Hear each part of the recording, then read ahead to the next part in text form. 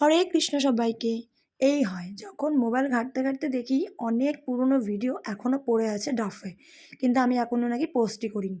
এই বান্ধবীদের আমার বিয়ে হয়ে গেল, কিন্তু আমি এখন ওদের মেয়েকালের ভিডিওই পোস্ট করা হয়নি। তো এটা ছিল গণেশ চতুর্থী।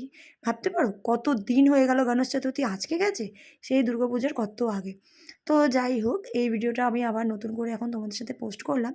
আমরা ৩ বান্ধবী মিলে আমার মেয়েকে নিয়ে চলে গেছিলাম গণেশ চতুর্থীর দিন পুজো দেখতে। আমাদের শিলিগুড়িতে অনেক সুন্দর সুন্দর পুজো হয়।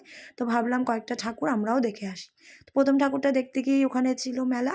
আর আমার মেয়ের তো আর যাই হোক, মেলায় দেখতেই হবে। তারপরে আমরা পুজো ঘুরে সুন্দর করে ৩ জনে মিলে পেট পুজো করে নিলাম। অনেক কিছু খেয়ে নিয়েছিলাম। তারপর খাওয়া-দাওয়া করে চলে আসবো বাড়ি। আর ভিডিওটা কেমন লাগলো তোমরা আমাকে অবশ্যই জানিও। জানি আমি অনেক লেট করেই ভিডিওটা পোস্ট করছি। কিন্তু তাও তোমরা আমার পাশে থেকো আর আমাকে অনেক সাপোর্ট করো। দেখা হবে তোমাদের সাথে নেক্সট ভিডিওতে। টাটা।